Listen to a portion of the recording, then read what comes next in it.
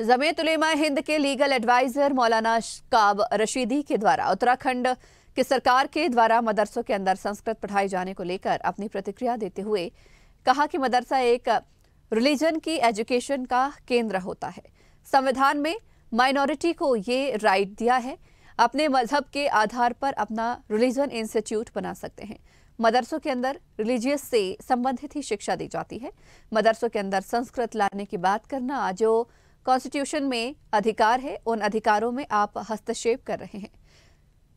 कशिश वारसी के द्वारा दिए गए बयान को गलत भी बताया।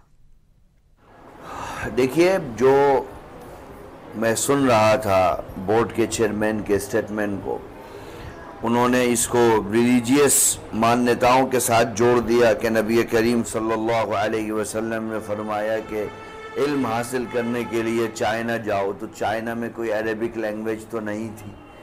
तो पहली बात तो ये है कि ये एक ऐसी चीज़ है जिसका इस्लामिक जूरिस्प्रूडेंस में कहीं ये मिलती नहीं है। एक मौजू और फ़र्ज़ी रिवायत है जो नबी करीम सल्लल्लाहु अलैहि वसल्लम की तरफ मंसूब की गई है। आपने कभी ऐसा नहीं फरमाया। और दूसरी चीज़ ये है कि साहब, मदरसों की जो डेफिनेशन है, परिभाषा है, वो केंद्रित है धार्मिक शिक्षा दीक्षा के साथ। 2% मुस्लिम्स ऑल कम्युनिटी का मदरसों में आता है रिलीजियस एजुकेशन लेने के लिए। वहाँ से वो लोग निकलते हैं जो 100% मुसलमानों के धार्मिक सिद्धांतों की रक्षा करते हैं, मस्जिदों में जाते हैं, मदरसों में जाते हैं। और उनको एडवांस एजुकेशन से जोड़ने के लिए पूरे देश के अंदर मदरसे, इंग्लिश है, मैथ है, अलग अलग कोर्सेज चलाते भी।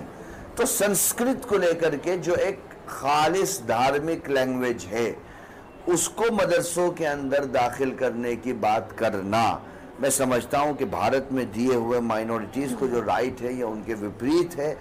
और सिर्फ एक चुनावी स्टंट ही इसे कहा जा सकता है, न इसका विकास से कोई राब्ता है और न ये मुख्य धारा में मुस्लिम युवाओं को ला सकता है।